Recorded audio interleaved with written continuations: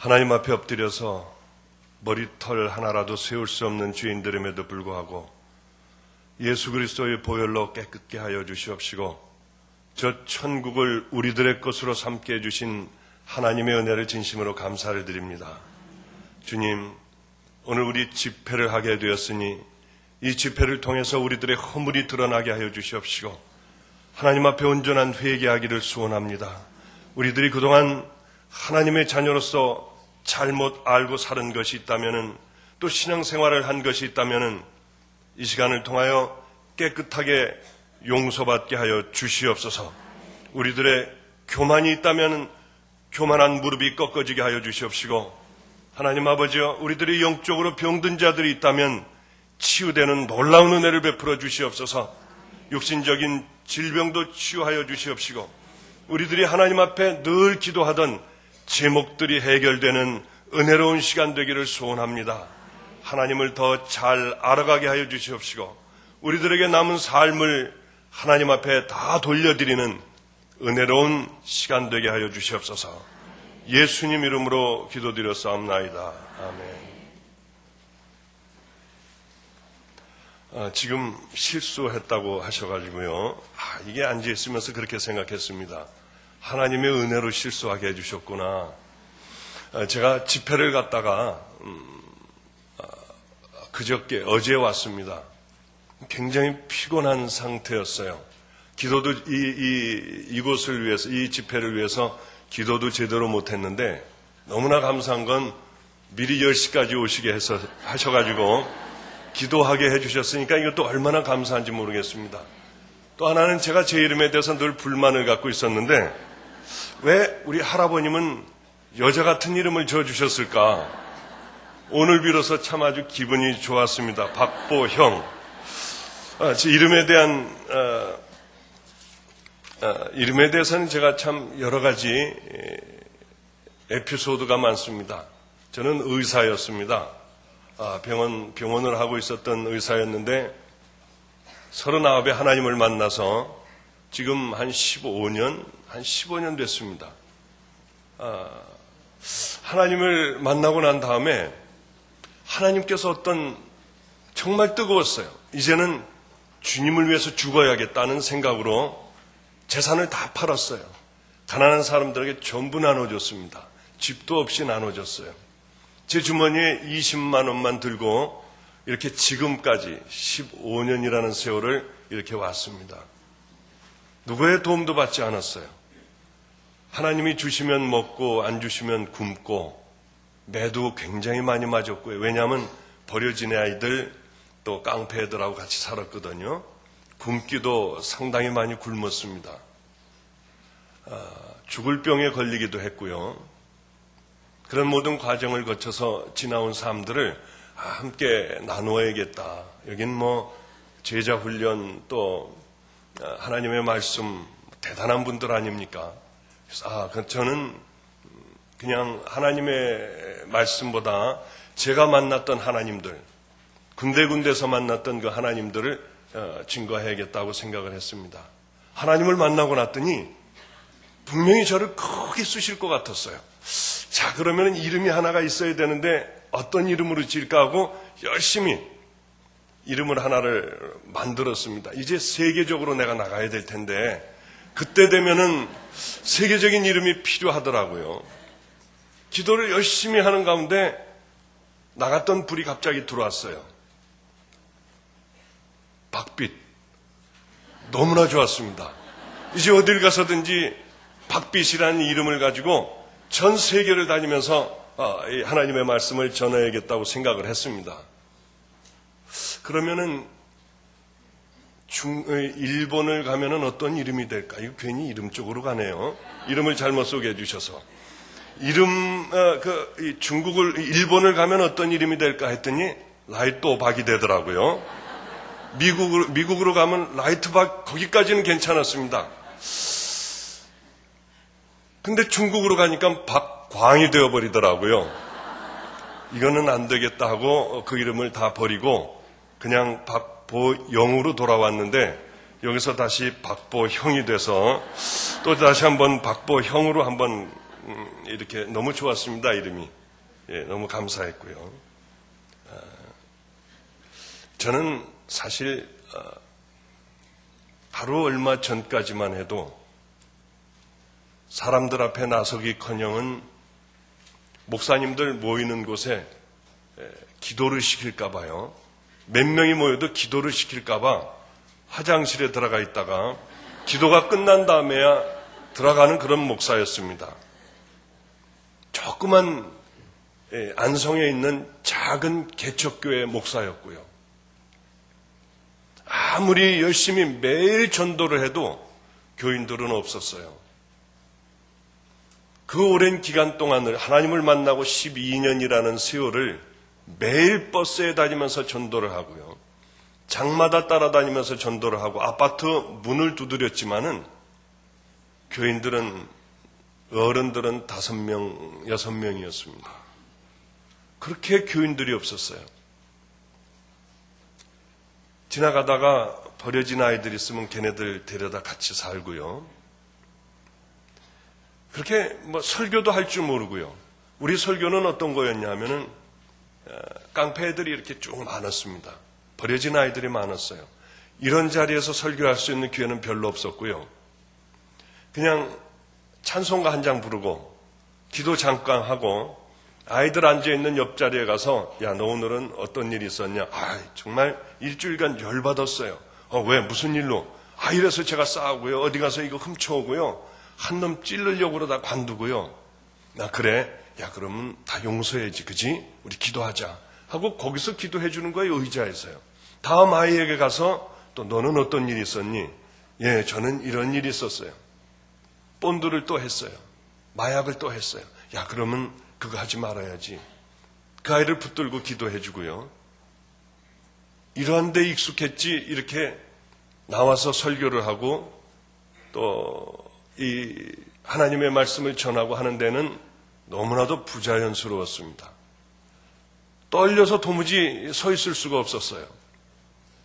기도도 못하던 목사였는데 정말 별 볼 일 없는 목사였었습니다. 교인도 없고요. 교인도 전부 해봐야 10명 정도 미만이었어요. 추운 겨울에도 난로를 뗄 수가 없었고요. 늘 그냥 지냈습니다. 입고 있던 옷으로 그냥 지냈어요. 의자들이 있으면은 의자 하나가 새로운 아이의 거기가 그 아이 집이에요. 또 그 다음 아이는 여자아이는 이쪽, 남자애들은 이쪽에 의자에 그냥 사는 거죠. 굶을 때도 참 많았었고요. 먹는 날이 아마 굶는 날이 아마 더 많았다고 저는 생각을 합니다. 굉장히 고생을 많이 했어요. 어느 날이었습니다. 너무 배가 고프더라고요. 이틀만 참으면은 이제 교역자 회의, 목사님들이 한 달에 한 번씩 모이는 그 음식을 먹을 수 있는 날이에요. 얼마나 배가 고픈지 그날을 이제 기다리는 거죠. 열심히 그날, 그래, 이제 하루만 더 지나면은 목사님들하고 그 밥을 먹을 수 있겠다. 아니야, 조금만 더, 이젠 내일이면 된다. 이제 몇 시간이면 돼. 잠이 안 와요. 너무 먹고 싶어서요. 금식하고 굶는 거는 다르다는 것을 알았습니다. 그래서 이제 밤에 자면서 그런 생각을 해요. 작전을 짜자. 내일 이제 목사님들이 쭉 모여서, 저는 감리교 목사입니다. 쭉 모여서 먹을 때 상하고 상 중간에 앉자.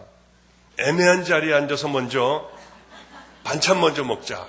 열심히 천천히 먹고 남의 반찬까지 다 먹고 난 다음에 그 다음에 내 이 돌솥밥을 탁 퍼가지고 그릇에다 놓고 여기에 물을 부어 놓고 있으면은 밥을 먹고 난 다음에 이 누른밥을 먹으면 얼마나 맛있을까 하는 그런 그냥 잠 못 자는 그런 먹는 생각을 하면서 이제 우리 교육자 회의에 갑니다. 교육자 회의에 가면은 왜 이렇게 회의가 긴지요? 회의가 끝나자마자 하여튼 얼른 밥 먹는 자리에 늘 먹는 총송 가든이라고 있습니다. 거기에 가서 애매한 자리에 앉는 거예요. 가운데쯤 앉으면은 목사님들이 속도 모르고 아니, 목사님, 좀 저쪽으로 똑바로 앉으세요. 그래도 죽어도 안 앉는 거예요. 끝까지 거기 앉아 있습니다. 그럼 목사님들 자리 보면 다 애매하게 어떻게 그냥 애매한 자리로 전부 다 앉아 있어요. 천천히 먹기 시작을 해요. 계획했던 대로 호박전도 먹고요. 여기저기 다니면서 이 양쪽을 다 먹습니다. 얼마나 맛있는지요. 그것이 들어갈 때 생명이 들어가는 것 같아요. 이제 밥을 퍼놓고 밥을 먹는 거예요. 밥을 한 번 먹으니까 씹질 못하겠어요. 그냥 삼키죠. 그 밥을 한 숟갈을 먹고 두 번째 뜨려고 하면은 교회에서 굶고 있는 우리 애들이 생각이 나요. 그러면 먹다 말고 가만있어, 이건 나만 먹으면 안 되잖아 하고 먹다 말고 수저를 놓고요. 집으로 돌아오는데 그렇게 힘들더라고요. 그렇게 마음이 어려웠어요. 아이들이 학교 갔다 오면서 라면 하나를 친구네 집에서 이제 라면 끓여 먹는데, 야, 이거 하나만 줘. 이건 하나만 나 갖고 가서 먹을게 하면, 야, 갖고 가서 먹어. 애들이 이제 그것을 가방에 넣어가지고 옵니다. 그래서 그 라면을 저녁 때 먹을 수 있게 되면 우리는 큰데 이렇게 물을 잡아요. 그래서 라면을 푹 과요. 푹 곤 다음에 우리 아이들끼리, 이제 애들이 먹으니까 얼마나 좋습니까? 하나를 먹는데 우리 애들이 쭉 이렇게 둘러서서요. 야, 너무 감사하지? 하나님께서 정말 이 먹게 해주는 거 정말 감사하지? 하면 우리 애들끼리 이렇게 서가지고 기도를 해요. 그거 끓을 때까지. 그리고 기도를 다 하고 난 다음에 우리들은 국물을 먹고요. 좀 약한 아이들은 건더기를 주던 때가 그렇게 오래전의 얘기가 아니라 바로 얼마 전에 그런 별 볼 일 없는 목사였습니다. 남의 교회 가서 어떻게 설교를 한다고 하는 건 상상하지도 못했고, 저는 지금 제가 왜 여기에 와 있는지, 어떻게 또 여기 사랑의 교회에 여기 제가 설교를 하게 되었는지 참으로 하나님의 은혜가 놀랍기가 이를 데가 없습니다. 어떻게 제가 하나님을 만나게 되었나? 하나님은 어떻게 나를 이렇게 쓰시게 되었나? 그 말씀을 그냥 두서없이 이것저것 얘기하면서 제가 만났던 그 하나님들을 이 세 번에 걸쳐서 좀 간증을 하려고 합니다. 그렇게 참으로 어려웠어요.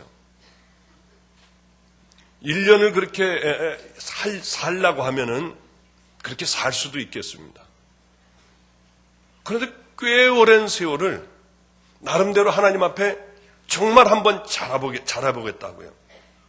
절대로 타협하지 않고 하나님 앞에 내 생명을 드리겠다고 결단하고 출발을 했는데 10여 년이라는 세월이 너무나 길고 힘들었습니다. 너무나 저에게는 어려웠어요. 근데 그 어려움 끝에 바로 한 2년 됐나요? 2년 조금 더 전이군요. 하나님을 만났을 때 저는 하나님을 절대로 안 믿었습니다. 우리 아버님 목사님, 우리 할아버님이 목사님이에요. 우리 할아버님이 아들을 셋 뒀습니다. 아들이 다 목사님이에요. 감리교. 그 아들이 또 이렇게 아들들을 뒀는데 목사의 길로 가고 있었지만 저는 하나님이 정말 없다고 생각을 했습니다. 그리고 하나님을 믿지를 않았어요. 어려서부터, 아주 어렸을 때는 몰라도 철이 들면서부터는 분명히 하나님이 없다고 저는 생각하고 살아왔습니다. 왜냐하면 교인들을 보니까 하나님이 없더라고요. 장로님을 보니까 하나님이 분명히 없었어요. 나만 알고 있었고 교회에서 싸우고요. 막 소리 지르고 싸우고요. 그걸 보니까 하나님이 분명히 안 계시더라고요. 그래서 저는 하나님을 믿지를 않았습니다. 절대로 하나님은 없다고 생각하고 그렇게 살아왔었어요. 그러다 하나님을 만나니까 39살에 만났습니다. 이제 의사 공부 다 하고 좀 편안하게 살 수 있겠다 하는 그 나이에 만났어요. 하나님을 만나자마자 다 만나는 그 순간 하나님이 계시구나. 어디 뭐 집회 가서 만난 것도 아니고 전 혼자 만났습니다. 하나님을 만나는 그 순간에 하나님, 저는 이제 주사기 칼들 다 놓겠습니다. 다 놨어요. 친구도 안 만나겠습니다. 그리고 이제 하나님의 뜻대로 한번 내 생명을 다 바치겠습니다. 그러고 왔는데 너무 힘든 거예요. 다 버리고 왔는데 너무 힘든 거예요.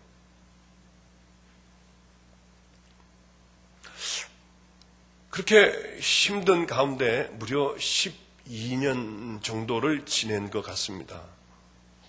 그러던 어느 날도 기도를 하고 있었어요.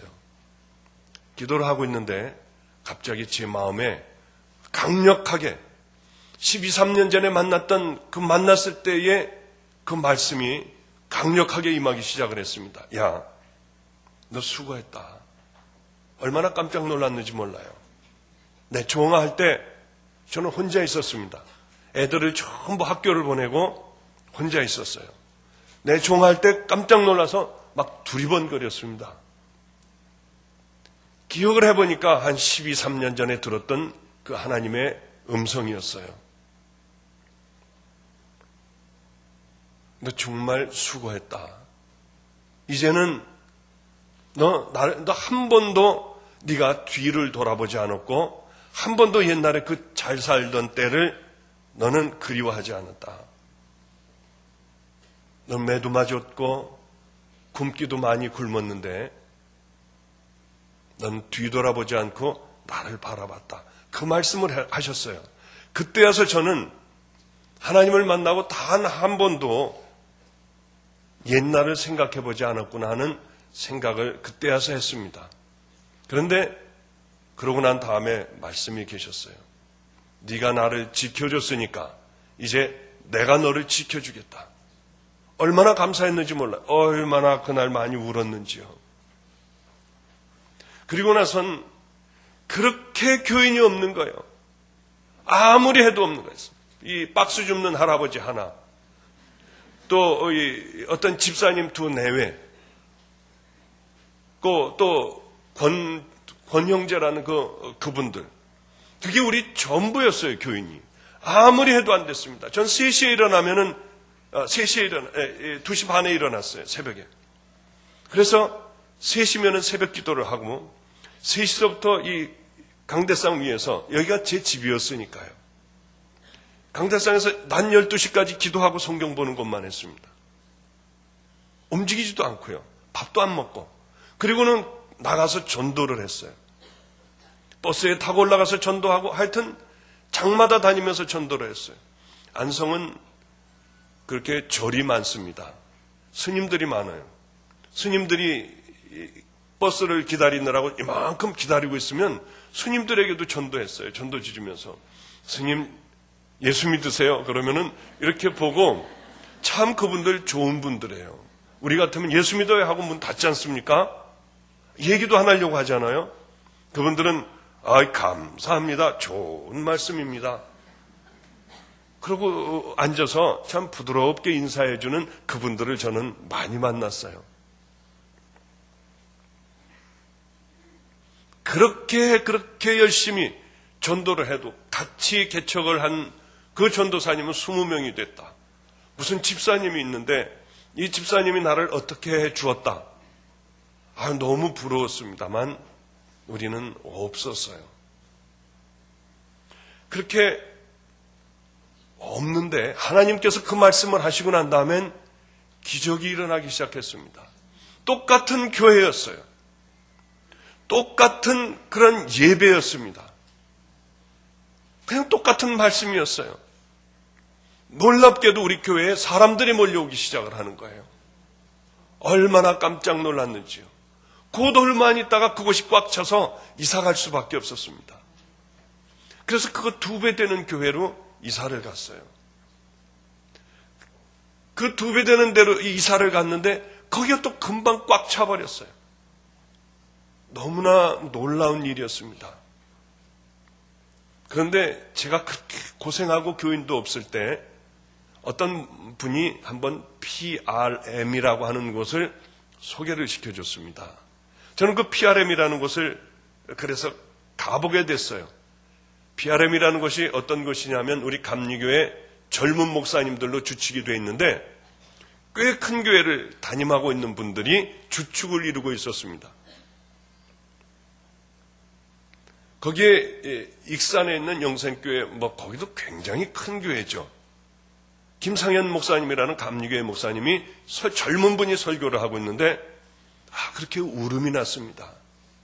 그래, 하나님에게 저는 초라한 전도사로 이렇게 기도를 했어요. 저 구석에 가서 앉아 있으면서 하나님, 저도 저런 목사님 좀 되게 해주세요. 우리 목사님들이 저렇게 눈물을 흘릴 수 있는 그 목사가 좀 되게 해주세요. 왜 저는 기도도 못하고 두렵고 무섭고요. 사람들 앞에 서면 대인 공포증이 있어서 견딜 수가 없는 건지 모르겠어요. 그렇게 하나님 앞에 기도했던 기억이 납니다. 그리고는 뒤에 앉아 있다가 그냥 그렇게 힘든 마음으로 집으로 온 적이 있어요. 그랬는데 하나님께서 내가 너하고 함께 하겠다 하고 난 다음에 전화가 왔어요. 목사님, 여기 PRM 사무실입니다. 예, 어떻게 전화하셨습니까? 목사님이 우리 PRM이 세미나를 하는데 1시간 반을 말씀을 전해줘야겠대요. 목사님들 앞에서 숨도 못 쉬겠는 사람을 와서 말씀을 전해달래요. 그래서 그거 잘못되었습니다. 저는 여기 안성 시온성교회 박보형 목사입니다. 이름을 좀 바꿔야겠다. 박보형 목사입니다. 그렇게 말씀을 드렸더니 이분이 안 돼요. 아니 그 의사 했던 그 목사님, 그러니까 그런 걸 좀 어떻게 전해달래요. 그런데 그 순간에 어떤 생각이 났냐면 그 몇 년 전에 가서 저 끝에 가서 앉아있던 그 생각이 났습니다. 하나님, 저도 이런 데서 말씀을 전할 수 있는 목사가 되게 해주세요. 왜 하필이면 그때 생각이 났는지요. 그래서 대답하지 말아야 될 말을 덜컥 대답하고 말았어요. 예, 알았습니다. 가겠습니다. 그 다음서부터는 뭘 어떻게 해야 될지 모르겠어요. 그래서 그날로 뛰어가가지고 돈을 구해가지고요, 복음서점으로 갔습니다. 노트를 사가지고 복음서점으로 가서 유명하신 목사님들 설교집을 샀어요. 그래서 이 목사님, 저 목사님, 곽선임 목사님, 여러 목사님들 설교집을 사고, 목사님들은 대부분 훌륭한 목사님들은 철학자 칸트 얘기를 많이 하시더라고요. 그래서 철학자 그 책도 하나 사고요. 윌 듀란트의 철학 이야기, 이거를 하나를 사고요. 목사님은 또 신학적인 높은 수준의 이 신학적인 그 경지에 올라가 있으니까 그래, 신학적인 책을 사야겠다 하고 신학적인 책도 이만큼을 사가지고 천안에 있는 모 기도원으로 갔습니다. 그 기도원으로 싸질머지고 간 거예요. 우리 교회는 교인도 없으니까요. 그래서 열심히 이제 열심히 준비를 했습니다. 얼마나 준비를 했는지 몰라요. 두려우니까요. 준비를 이 목사님 이 부분을 띄워놓고 철학 얘기도 집어넣어놓고 저 목사님의 저 부분도 넣고 해서 하여튼 1시간 반짜리를 만들었습니다. 열심히 만들고 났더니 근 시간이 다 되었어요. 자다가 보면 그게 또 걱정이 돼요. 벌떡 일어나가지고 그거 읽어보는 거예요. 막 읽는데 목사님들 앞에 나갈 때 조용하게 얘기할 땐 파란 볼펜을 이렇게 그어놓고요. 목사님들 그렇지 않습니까? 하고 소리 지를 땐 빨간 줄로 이렇게 해놨어요. 걱정되면 또 연습을 하고요. 또 자다가 그래도 잠이 안 오면 또 일어나서 그걸 매일 들여다보니까 이게 어느쯤에 있는지 이미 다 외우게 됐습니다. 매일 연습하라는 거죠. 그러고서 이제 그걸 가지고 그날이 와서 그 장소에 갔는데 거길 가보니까 제 차는 지금도 봉고차입니다. 그때도 덜덜거리는 봉고차를 끌고 갔는데 여기 에쿠스 좋은 차들은 와서 꽉 들어차 있었습니다. 봉고차를 거기다 대면은 아무래도 실내가 될 것 같았어요. 그래서 저쪽 끝에다가 따로 대고요. 그러고 예배 장소로 갔습니다. 가서 예배가 드디어 시작이 됐고요. 성만찬을 시작을 했습니다. 그 바로 다음이 제 차례였어요. 성만찬을 하는데 저는 교회도 많이 다녀보지도 않고 또 요즘에 뭐 그런 성만찬도 잘 보지도 못했는데 이만한 접시에다가 빵을 이만한 거 먹기 좋은 빵을 하나 놔두고요. 또 하나는 이만한 대접에 포도주를 놔두고요. 이걸 띄어서 여기다 찍어 먹는 거였습니다. 전 또 그런 건 처음 봤어요. 제 차례가 와가지고 가슴이 두근거려. 그래도 제 차례가 와가지고 가봤더니 빵을 목사님들이 다 뜯어 먹어서 그냥 요만한 볼품없는 빵이 남아 있었습니다. 저도 그 한쪽을 떼어서 포도주에다 집어넣으려고 그러니까 포도주에는 빵 찌꺼기들로 가득 이렇게 막 둥둥 떠 있었습니다. 그걸 찍어서 먹었어요. 먹는데 그렇게 왠지 눈물이 자꾸 나더라고요. 빵을 봐도 눈물이 나고 포도주를 봐도 그렇게 눈물이 나고 그랬습니다. 제 자리로 돌아왔어요. 그래서 너무 예수님은 우리를 위해서 저렇게 다 주고 가셨는데 나는 드린 게 없더라고요. 정신 차리고 보니까 목사님들에게 한번 뜨기만 하면 나는 밥 굶는 거는 면하겠다는 생각이 드는 거예요. 여기서 떠야겠다는 생각이 들어서 막 이걸 준비해 왔는데 내 거는 하나도 없고요. 예수님에 대한 얘기는 하나도 없고 웬 철학 얘기하고 그렇게 남의 목사님 거 잠깐 집어넣고 신앙 얘기가 왜 이렇게 많은지요. 제가 읽어봐도 뭔 말인지를 모르겠어요. 얼마나 하나님 앞에 죄스러운지요. 그래서 거기서 울었습니다. 하나님, 저는 목사도 아니에요. 목사가 목사다워야 되는데 남의 것 베껴갖고 와가지고 지금 이렇게 하려고 하는 이 잘못된 목사입니다. 하나님, 그 기도를 그렇게 하고 어떻게 결단을 했냐면 하나님, 내가 이거 버리겠습니다. 그리고 이 죄의 값을 받겠는데 너무 부끄럽지 않게 해주세요. 하나님, 저는 말도 못하는 거 아시죠? 지금서부터 벌써 가슴이 떨려서 아무것도 못하는 거 아시죠? 하나님, 꼭 너무 부끄럽지 않게 해주세요. 그런데 자, 이제 시온성교회, 안성 시온성교회 박보영 목사님 나오시겠습니다. 한데 저도 모르게 들고 나갔어요. 그냥 워낙 당황이 되니까요. 그걸 들고 나가가지고 있었는데 정신을 차리고 보니까 이걸 안 하기로 했잖아요. 저쪽에다 내려놨습니다. 그리고는 이분들을 보니까 여러분들처럼 목사님이 전부 저를 쳐다보고 있는데 뭘 어떻게 해야 될 줄을 몰랐습니다. 뭘 말할 게 있어야죠. 기도하시겠습니다 하고 기도를 그냥 떨리는 목소리로 하는데 마이크를 통해서 들려오는 제 목소리는 덜덜덜덜덜덜 떨고 있었어요. 제정신이 아닌 거예요. 도대체 뭐를 해야 될지. 이 머리통은 온통 그냥 뒤죽박죽이 되어버렸습니다. 그래서 끝나고 난 다음에 이분들을 쳐다봤어요. 가만히. 뭐 할 얘기가 있어야죠. 그랬더니 저분들도 이렇게 쳐다보고 계시더라고요. 하나님 어떻게 해요? 잘못했다고 그러고 내려갈까요? 준비 안 해왔다고요? 어떻게 해야 될 줄을 몰랐어요. 그런 시간이 잠깐 지나가는데 머릿속에 어떤 생각이 탁 뜨냐면은 그래, 이분들에게 나 같은 잘못된 목사가 있는 걸 보여줘야겠다. 훌륭한 목사님 앞에서 나는 이렇게 남의 걸 베껴온 목사라고 하는 걸 말을 하고 여러분들 나는 이런 목사입니다. 여러분들은 안 그러시겠죠. 그 얘기를 좀 해주고 싶었어요. 그래서 내가 하나님을 만났던 얘기도 해주고 그냥 이런저런 얘기를 해야겠다 하고 제가 어려서부터 살아왔고 장로님들 막 싸우는 거 보고 예수 안 믿었고 그런 얘기를 다 해주어야겠다고 생각을 하고 주섬주섬 그냥 있잖아요. 저는요 이러면서 그냥 되는 대로 얘기를 하는데 놀랍게도 목사님들이 우시기 시작을 하더라고요. 왜 우는지를 모르겠더라고요. 저는 목사님들이 다 고개를 숙이고 그렇게 울고 있었어요. 그래서 기도를 하게 하고 창피해서 너무 부끄러워서 저는 끝나자마자 그냥 조금 있다가 얼른 제 차로다가 도망을 나왔습니다. 창피해서요. 그랬더니 PRM 회장 목사님이 나오셨어요. 은혜 받았다는 거예요. 아, 저 괜히 하는 얘기구나 하고 창피해서 얼른 차를 타고 집으로 와버렸습니다.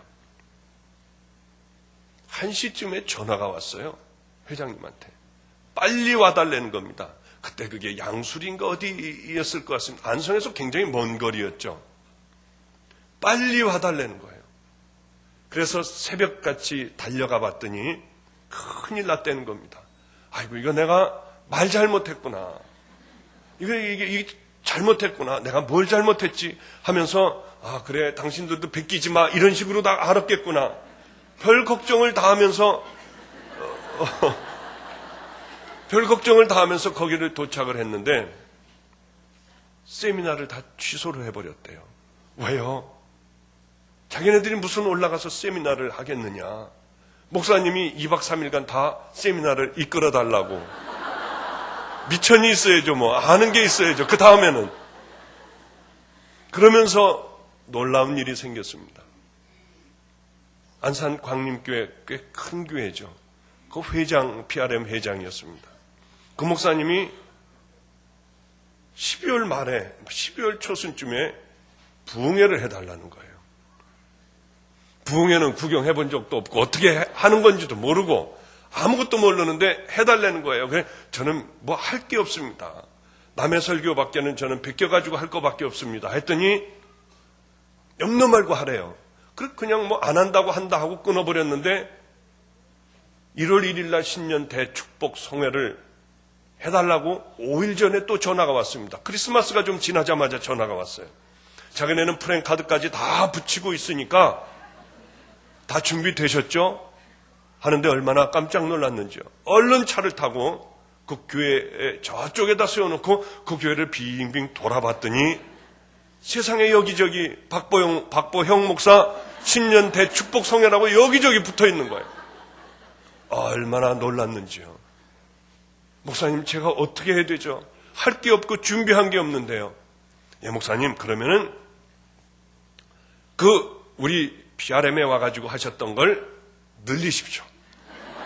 엿가락같이 늘리세요. 근데 그분은 훌륭한 목사님이시기 때문에, 그렇게 하면 되겠구나 하고 생각을 했어요. 여러분, 믿습니까? 그거를요. 여러분, 이 사실이 정말 여러분들에게는 믿어지는 사실로 받아들입니까? 뭐, 이렇게 늘리면 되겠구나로 생각을 하고,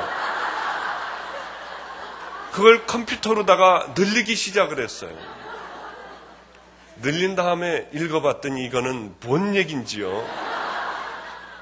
지루해서 못 듣겠더라고요. 하여튼 저는 아이들하고 같이 삽니다. 우리 집에는 초등학교 3학년짜리도 있고요. 초등학교 5학년짜리도 있고 중학교 1학년도 있고 이 대학 입시 요번에 시험 보내도 있고요. 다 불행한 아이들이에요. 어려운 아이들이에요. 대학생들도 있고요. 직장 다니는 애들도 있고 요만한 어렸을 때서부터 데리고 있던 그 아이들이 직장 나가는 아이도 있고요. 이번에 4월 달에 검정고시 보는 아이도 있고요. 제가 밥을 해줘야만 해요. 제가 빨래를 다 해줘야만 해요. 전부 다 챙겨려요. 여러분, 저는 김장도 잘 담굽니다.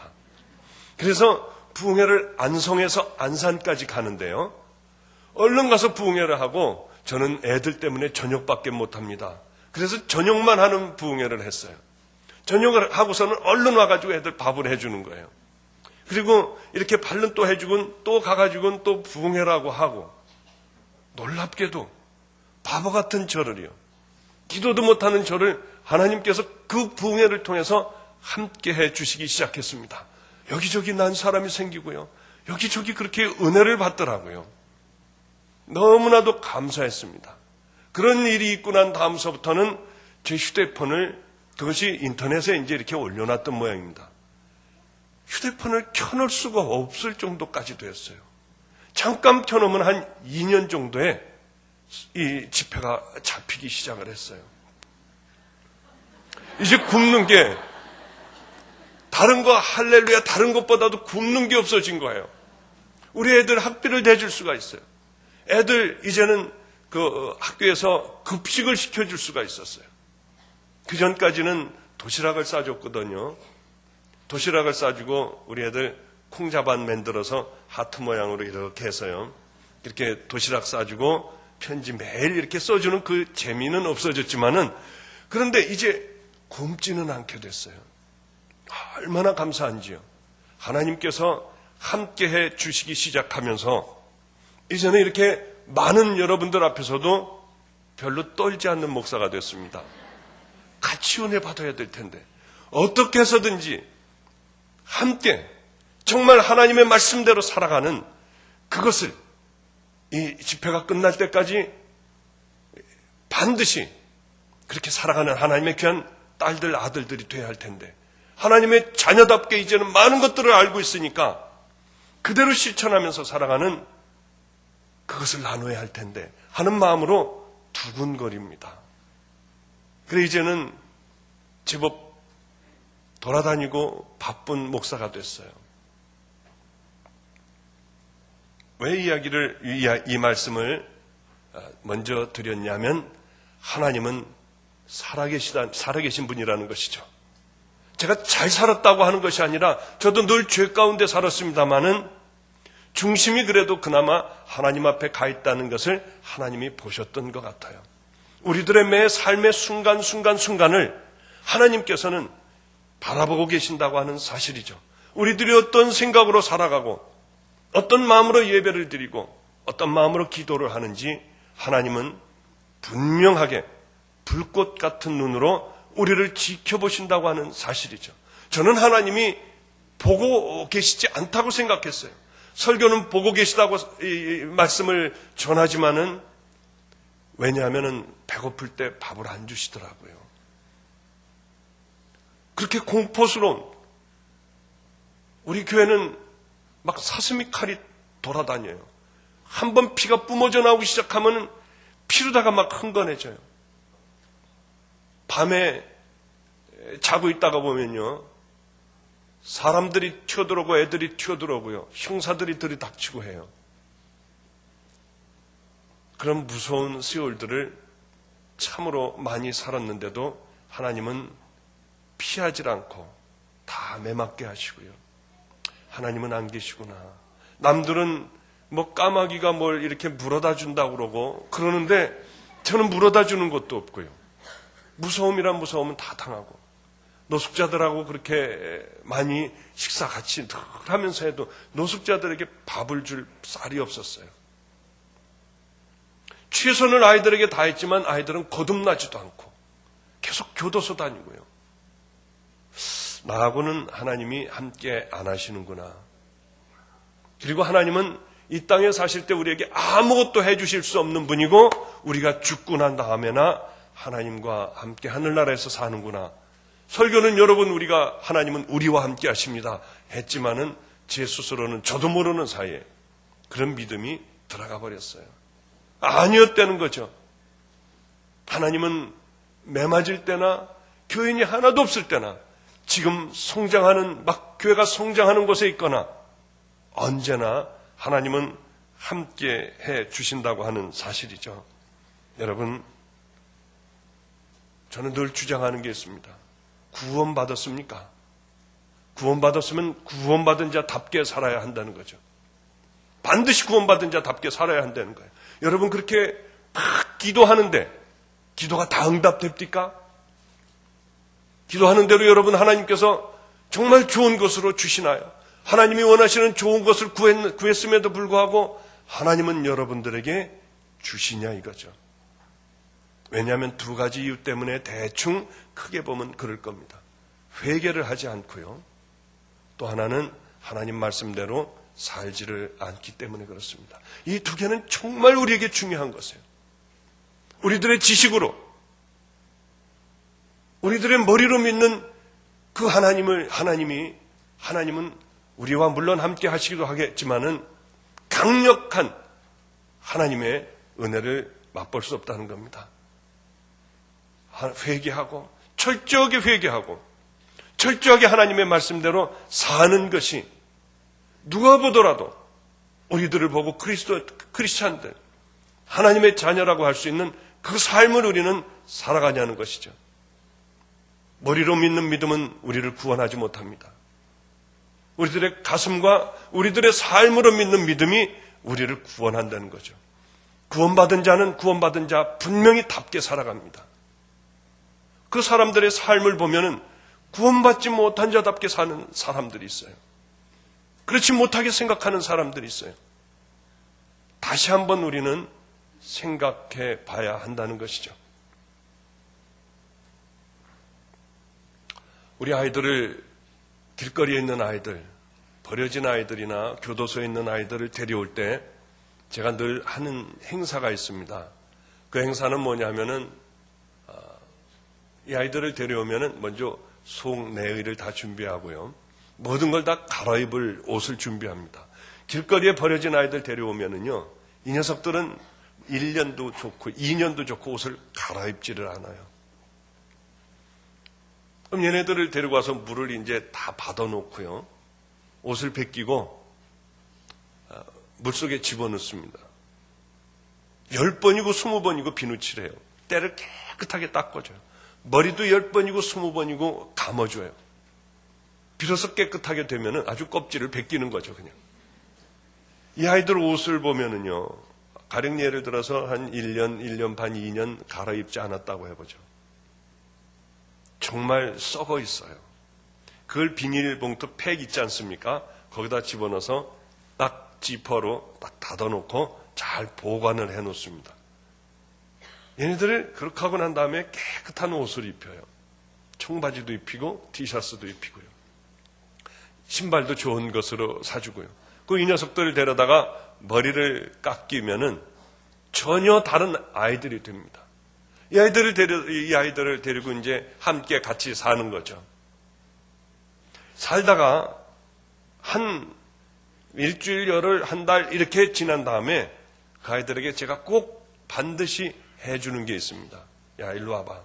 너 이제 우리 집안 식구가 되었다고 하는 그런 예식을 너는 치러야 한다. 하면 얘가 들어와요. 그럼 얘가 입던 더러운 옷이 있습니다. 이 안에는 이 오물로 잔뜩 묻어 있는 옷이에요. 그것을 손을 펴봐 하고 손을 피우면은 그 위에다 놓으면은 애들이 더러워서 얼른 피해요. 손을 내놔. 그럼 제가 덮어서 주고 너 이거 한번 얼굴에 대봐라. 속옷들이요. 아이들이 꼭 해야만 하니까 그것을 이렇게 대고 더러운 것들이 묻어있는, 오물이 묻어있는 그것을 얼굴에 댈 때 토하려고 하는 애들이 대부분이고요. 잠깐 얼굴에다 댔다 얼른 버려요. 그러면 자, 이제 너는 새 것이 됐다. 이제 우리 집안 식구가 너는 됐어. 이거 갖다 버려라. 하면 애들이요, 그거를 지가 입던 거를 이렇게 들어요. 이렇게 들어다가 쓰레기통에다 갖다 버립니다. 왜 이 말씀을 하느냐 하면은, 여러분, 우리가 이 모습이라는 거죠. 지금 그 모습으로 살아요. 이 아이는 그 더러운 것을 입고 있을 때 그것이 더럽다고 한 번도 생각해 본 적이 없어요. 언제 이 아이가 더럽다고 생각을 했느냐? 씻고 난 다음에 그것을 보면 더러운 겁니다. 여러분, 우리가 겉모습이 깨끗하다고 깨끗한 게 아니에요. 비록 우리에게 더럽고 냄새난다고 할지라도 하나님이 깨끗하다고 하는 것은 우리들이 회개를 하는 겁니다. 그래야만 우리는 깨끗한 하나님의 자녀가 될 수가 있어요. 그래야지 걔네들하고 같이 잘 수가 있어요. 여러분들은 어머니들이 많을 겁니다. 그죠? 아이들이, 조그만 아이들이 더러운 흙탕물로 막 이렇게 흙 가지고 놀다가 엄마가 빵을 사왔어요. 배고프다고 그 손으로 막 소리 지르고 빵을 달라고 하면 여러분들은 줍니까? 손을 씻어야만 줘요. 우리 기도할 때 어떻게 합니까? 막 그냥 달라고만 하잖아요. 하나님이 그 더러운 손에 뭘 주어줄 수 있냐는 거죠. 애가 너무나 배가 고파요. 막 밥을 너무 며칠간을 굶었어요. 옆에 보니까 개밥그릇이 있습니다. 개밥그릇을 얼른 갖다가 거기는 보니까 콩나물 대가리도 있고요. 생선 대가리도 있고, 개가 막 핥아서 더럽기가 이를 데가 없어요. 고춧가루도 묻어 있고. 배가 고프니까 엄마한테 막, 엄마 나 지금 죽어가는 거 알지? 밥 줘, 엄마 밥 줘 하면 거기다가 밥 줄 엄마가 있느냐는 거예요. 누구에게 밥을 줍니까? 손을 씻고 개밥그릇이라 할지라도요, 깨끗하게 닦고 또 닦고 닦은 그 밥그릇에는 아마 엄마가 급하면은 줄 겁니다. 우리들이 이 모습이라는 거죠. 철저하게 우리들은 날마다 회개를 해야 돼요. 그래서 예수님이 오신 거 아닙니까? 그리고 하나님의 말씀대로 살려고 노력을 하는 겁니다. 하나님의 자녀는 쉽게 되는 것이 아니에요. 그냥 대충 머리로만 이렇게 해가지고 하나님, 우리가 천국 갈 수 있는 것이 절대로 아니라는 거죠. 성경을 읽어보세요. 뭐라고 되어 있나요? 성경은 그렇게 만만하게 천국 간다고 말씀하고 있지 않습니다. 나더러 주여 주여 하는 자마다 다 천국에 들어갈 것이 아니요 다만 내 아버지의 뜻대로 행하는 자라에 들어가리라. 그날에 이르러 많은 사람이 와서 그래요. 내가 권능을 행치 않았습니까? 귀신도 쫓아내지 않았어요. 아니, 날 모르신다니요. 불법을 행하는 자들아, 하나님은 모르신다고 그랬습니다. 그 나라 가기가 얼마나 어려운지요. 손이 범죄하면 손을 잘라버려야 돼요. 눈이 범죄하면 눈을 뽑아버리고 들어갈 수 있는 곳이라고 그랬어요. 발이 범죄하면 발을 잘라버리고 들어가라.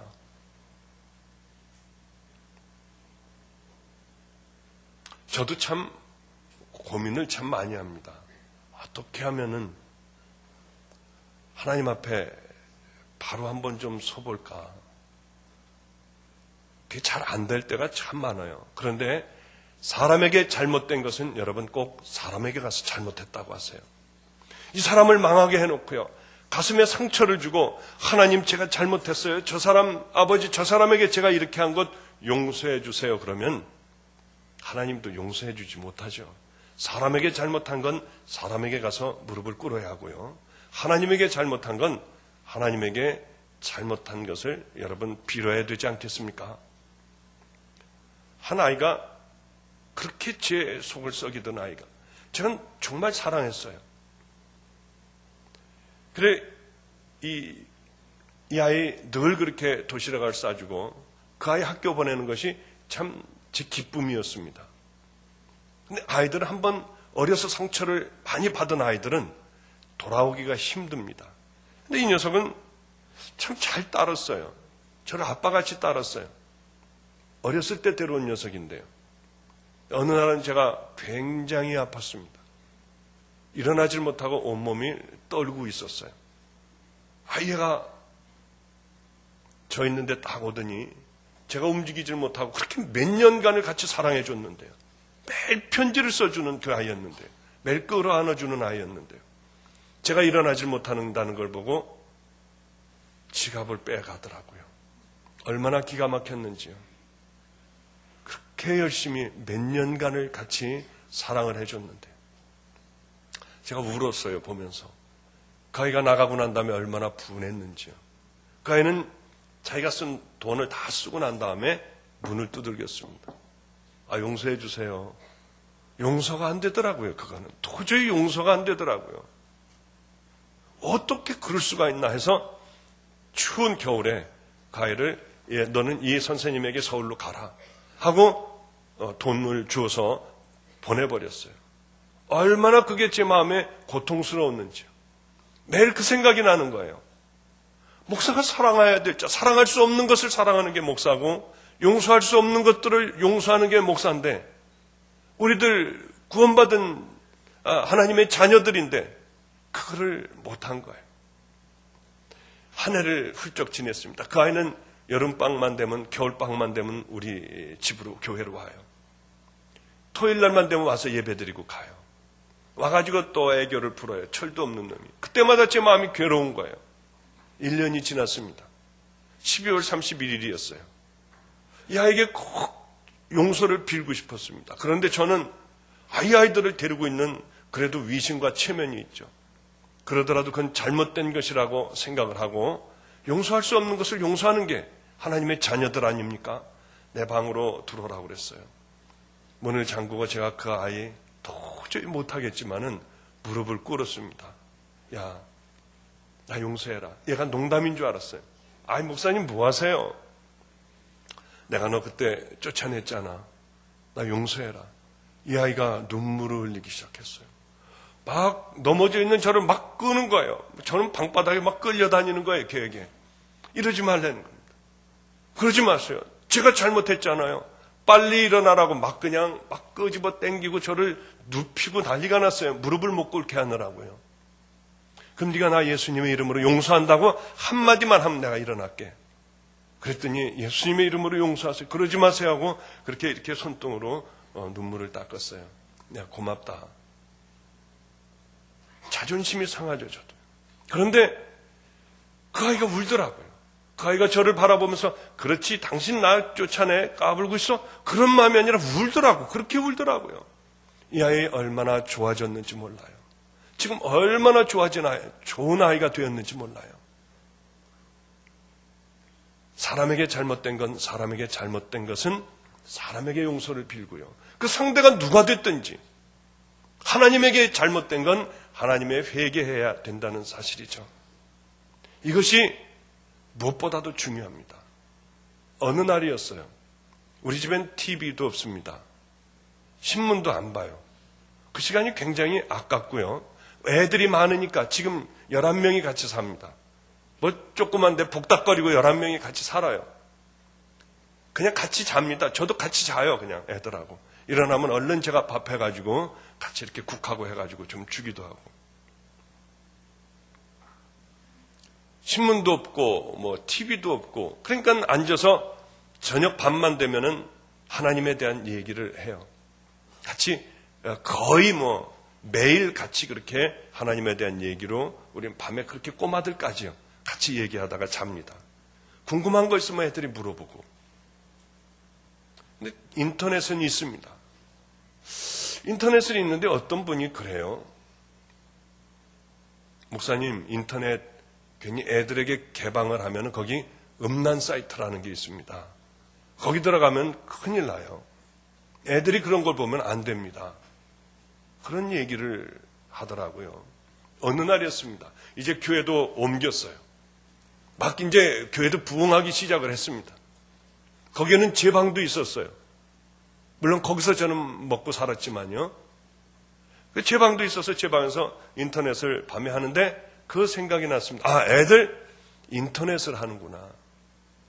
여기 음란 사이트가 여기에 들어가면 애들이 안 되겠구나 하고 그걸 막아놔야지 하는데 음란 사이트 한번 들어가 볼까? 어떻게 들어가는지도 몰랐어요. 그것도 방법이 있어야지 들어가지 않습니까?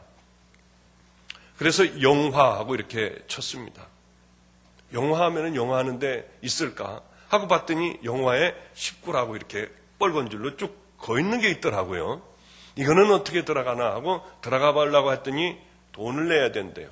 그 휴대폰으로 돈 내는 거를 이렇게 겨우 어떻게 해서 거기까지 들어갔더니 5,000원이 이제 이렇게 거기 나왔는데 5,000원어치를 볼 수 있도록 만들었습니다. 이게 보는데 뭐 영화도구만요. 다 그게 그거예요. 이걸 음란 사이트라고 그러나 그거 보는데 재미없어요. 그게 그거예요. 옛날에 안 바뀌었습니까? 그거 보니까 또 그게 그거, 또 그게 그거예요. 근데 세 번째도 한 편에 1,000원씩이었어요. 한 편에 한 2분 정도 이렇게 쭉 끌어 당겨봐도 또 그거고, 또 끌어 당겨봐도 그거고, 그 척버리고 그 다음 걸 또 보고, 그 다음 걸 또 보고.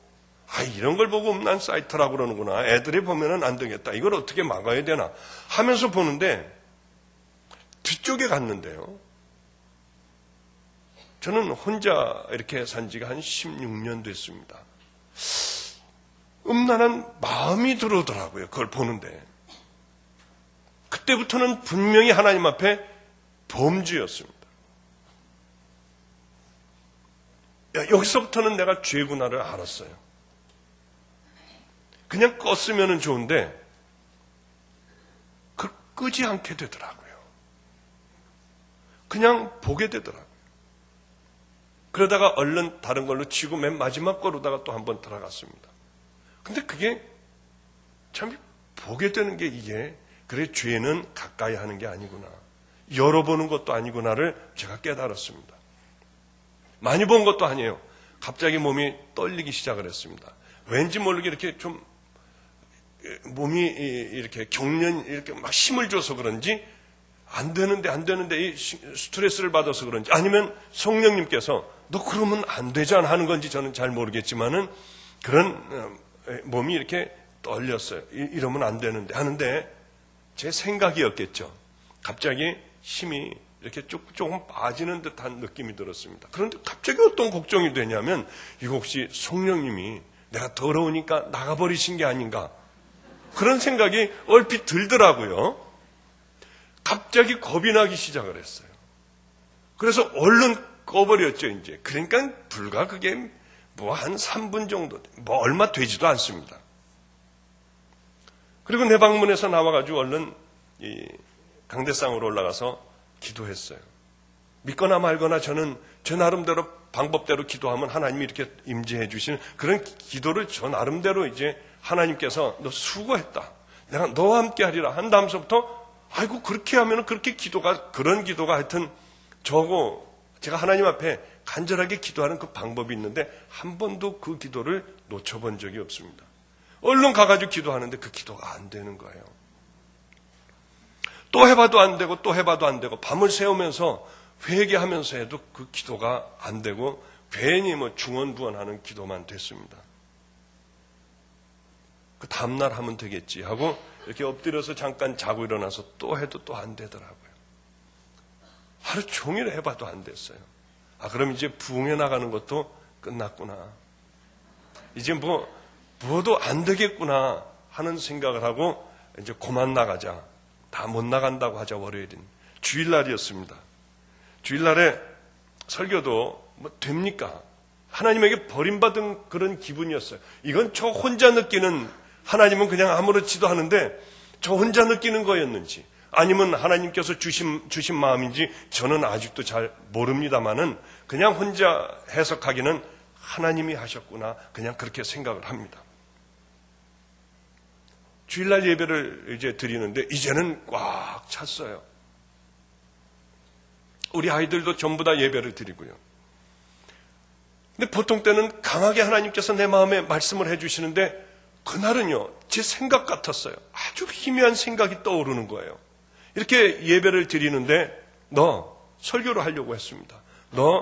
네가 지은 죄들을 여기서 다 고백해야 되지 않겠니? 하는 마음이 아주 희미하게 조그맣게 들었습니다. 그런데 저는 어떻게 생각했냐면 이것이 만에 하나 하나님이 주시는 그 말씀이라면은 내 생각이라면 어쩔 수 없지만 하나님이 주시는 것이라면 이건 놓쳐서는 안 된다는 생각이 또 저 혼자 그렇게 들었어요. 그래서 얼른 얘기를 하려고 하니까 우리 애들이 앉아 있는 거예요. 제가 몸이 아파서 죽어갈 때가 있었습니다. 저는 그래서 치유함을 받았어요. 제가 몸이 아플 때요. 제가 간이 거의 다 망가졌다고 했을 때 우리 교인들이 다 알았어요. 그분들하고 저 수원 아주대학병원까지 같이 갔으니까요. 저는 다 끝났었습니다. 근데 이제는 완전히 회복돼서 치유됐어요. 제가 아플 때 하나님 우리 목사님 치료해 주세요가 아니라 우리 목사님 생명과 내 생명을 바꿔주세요. 한 분들이 있었어요. 헌금을 이만큼씩 하면서 목사님 간과 내 간을 바꿔주세요 하는 그분도 있었어요. 생명을 바꿔주세요. 저를 데려가세요 하는 분들도 있었어요. 우리 애들은 야 목사님하고 임마 하나님하고 똑같아 하고 싸우고 저희가 와요. 목사님 하나님하고 똑같죠. 야 이놈아 큰일 날 소리 하지 마. 조금 있다 가면 바보 같은 애들이 예수님으로 그 다음에 내려와요. 그 다음엔 천사로 내려와요. 목사님 말씀이나 천사님 말씀이나 똑같죠. 시끄러 이놈들아. 제가 그렇게 하는 우리 애들이 있어요. 저를 지 아빠보다 더 좋아하는 버림받은 우리 애도 있어요. 걔는 버렸어요. 내화, 너는 내새의 꽃이 되거라. 너는 이 땅에서는 이미 틀린 애다. 내새에 너는 꽃이 되어 살거라. 그런 애를 제가 데려왔어요. 이름을 얼른 바꿔줬습니다. 너는 수빈이다. 예수님의 뛰어난 아이가 되어라. 수빈이 그 아이도 있고요. 다 다 있는데 제가 어떻게 그걸 봤다고 그럽니까? 도저히 그런 분들 앞에서 말할 수가 없어서 뒤로 돌아섰어요. 마이크를 들고 뒤로 돌아서서 여러분, 저는 더러운 목사예요. 저는 나쁜 목사입니다. 3일 전에 저는 교회에서 그런 걸 봤습니다. 인터넷으로 들어가서 그걸 봤어요. 처음에는 애들을 막아주려고 봤지만은 나중엔 제 마음이 끌렸습니다. 바로 꺼버려 했어야 되는데 끄지도 못한 목사입니다. 여러분들이 저를 용서해 주신다면 제가 다시 한번 열심히 다시는 그런 거 안 보면서 하겠고, 용서하지 않는다면은 저는 제가 늘 마음에 소원이 있는, 언젠가는 하나님께서 이 의수를 쓰실 스리랑카 아니면 중국 오지로 떠나겠습니다. 그렇게 얘기를 하고, 여러분 앞으로 용서해 주신다면 애들을 위해서 차단 프로그램을 까는 게 아니라 박보영 목사를 위해서 차단 프로그램을 깔겠습니다. 용서해 주신다면 정말 열심히 할게요 하고 저를 위해서 기도해 달라고 하고 통성기도를 같이 했습니다. 엎드려서 하고 저도 모르게 하는데, 아이고, 하나님의 은혜가 예전보다 2배는 더 했어요. 얼마나 뜨거웠는지요. 그런데 제 눈에 갑자기 어떤 한 장면이 보이기 시작을 했습니다. 아버지가 나와서 기다리는 거예요. 탕자 얘기하시잖아요. 탕자는 범죄를 하고 허랑방탕을 한 거 다 아시잖아요, 여러분. 그가 이제 하늘을 바라보고 내가 하늘에 죄를 졌고 아버지께 죄를 졌으니 이제는 나는 그냥 종의 품꾼의 하나로 써달라고 해야겠다. 여러분, 그게 정말 회개더라고요. 품꾼의 하나로 써달라 해야겠다. 그리고 아버지에게 가는데 아버지는 벌써 거리가 굉장히 먼데 아무도 알아보지 못하지만 아버지는 알고 뛰어가는 장면이 보이더라고요. 팍 뛰어가는, 미친 듯이 뛰어가는 그 아버지요. 가자마자 아들은 주춤하는데 아버지는 무조건 끌어안는 거예요. 끌어안는 아버지 품 안에서도 이렇게 얘기합니다. 나는 죄인입니다. 아버지의 아들이라 불리울 자격이 없습니다. 품꾼의 하나로 써주세요. 그러자 아버지는 너무 사랑해서 그를 끌어안고요. 파티를 열죠, 파티. 그 장면이 눈에 보이더라고요. 얼마나 울었는지요. 얼마나 울었는지. 그 고백을 하고 집사님들을 볼 수가 없었어요. 집사님들이 다 갈 때까지 그냥 기도만 하고 있는 거죠. 뭐 창피하게 어떻게 봐요, 그 얼굴을. 기도만 하고 있는데 저보고 참 순진하다고 하더라고요.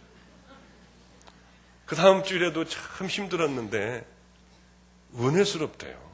그게 은혜스럽대요. 저는 참 세상에 그런 걸 봤으니까 은혜스럽다고 하는지 어땠는지 모르지만은, 뭔 뜻인지 모르지만 은혜스러운 주일이었다고 그렇게 얘기를 하더라고요.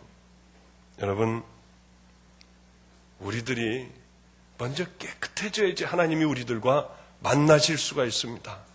그릇에 마음껏 부어지실 수가 있어요. 이 순서를 어기고 더러운 채로 하나님 앞에 막 달라고 금식을 하고 그렇게 하나님 앞에 막 졸르니 하나님이 무엇을 여러분들에게 주실 수 있냐는 거죠. 하나님을 만나고 저는 얼마나 울었는지 몰라요. 그리고 하나님의 말씀대로 살아야겠다고 성경부터 막 들여다보기 시작을 했는데 오늘 본문의 말씀 이제야 들어가는데 끝나야 되네요. 5분 내로 끝나겠습니다. 10분 내로 끝나겠어요. 오늘 본문 삭개오의 눈이 딱 맞춰졌어요. 마태복음 5장, 6장, 7장에 몸이 얼어붙는 것 같았어요. 하나님을 만나고 난 다음에 이걸 읽으면서요. 제 생전에 처음으로 성경을 읽는 거였습니다. 마태복음 5장, 6장, 7장 예수님께서 하신 말씀들이에요. 그렇게 살아야겠다. 누구하고도 타협하지 않아야겠다. 그런 생각이 들었어요. 지금까지 타협하지 않았습니다. 제가 어느 교회로 큰 교회로 왔습니다. 뭐 큰 교회라 여기에 뭐 이거에 3분의 1도 안 됩니다. 한 300명 되는 교회예요. 그 교회에서 타협하지 않기로 했어요. 꼭 그래야만 되겠기에 집사, 권사 한 번에 다 없애버렸어요. 우리 교회는 다 평신도입니다. 들어주더라고요. 여러분 다 내려가시겠습니까? 다 내려갑시다. 그리고 우리 다시 한번 하나님의 말씀대로 정말 한번 다시 한번 만들어 갑시다. 했더니 다 아멘하고 그 누구도 반대하지 않고요. 그렇게 뜨겁게 다 평신도로 돌아갔어요.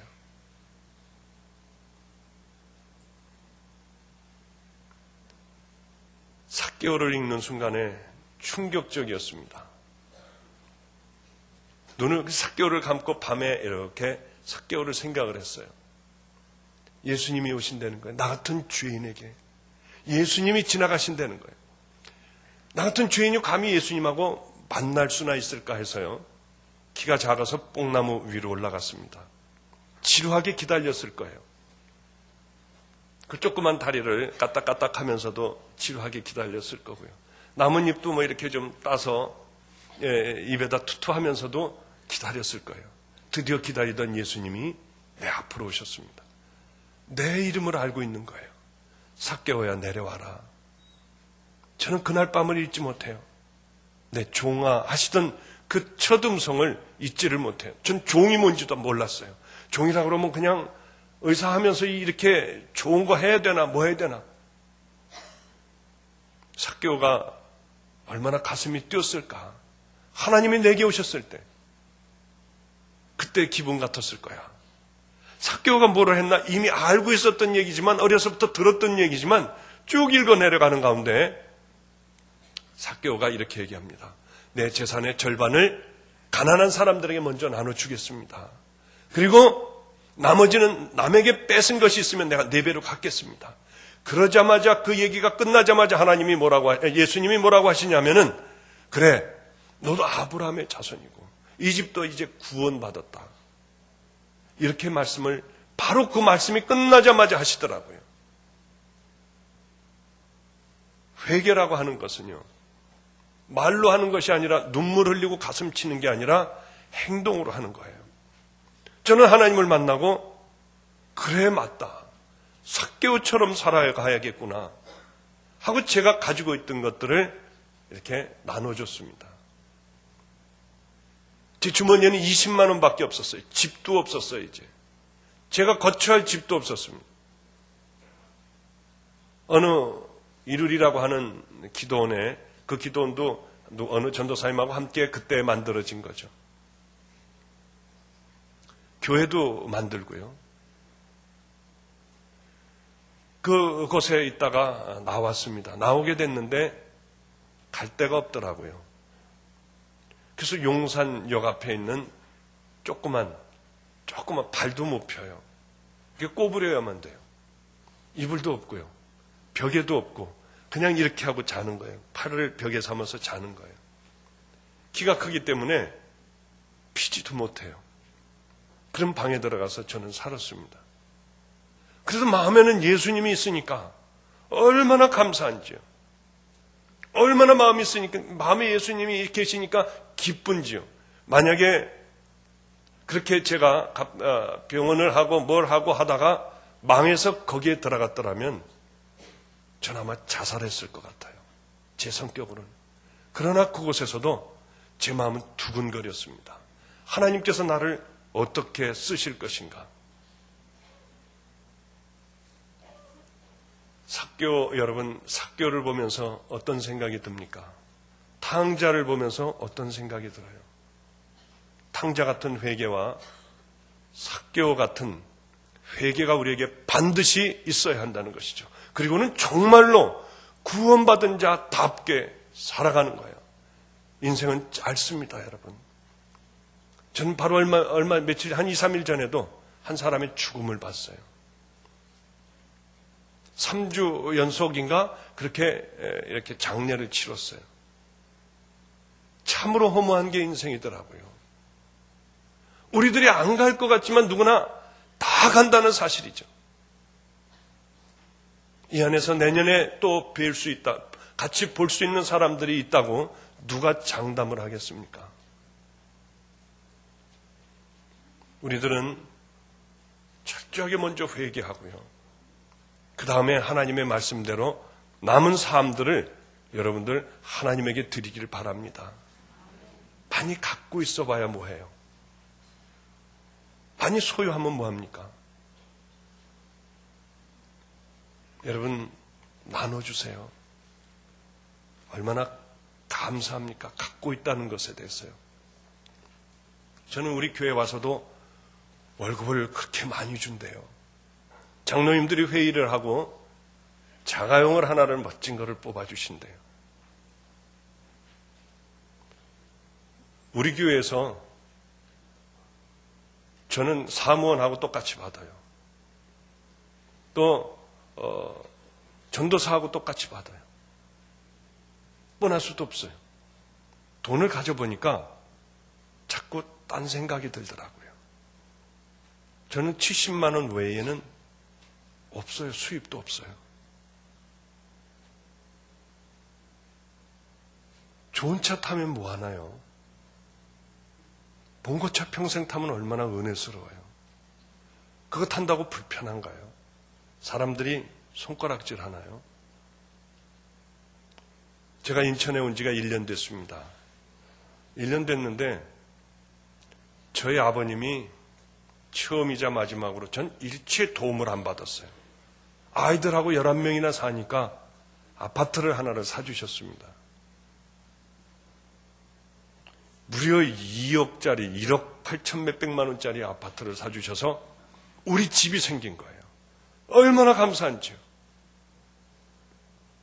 그런데 이 사람이 꼭 돈이 필요해요. 그럼 그 사람 돈 빼줘요. 저 사람이 돈이 필요하더라고요. 그럼 그 사람 빼줘요. 갚지 말라고 그래요.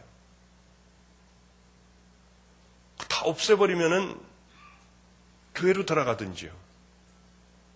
아니면 다른 데로 들어가면 되죠. 뭐 이사 가면 되지 않습니까?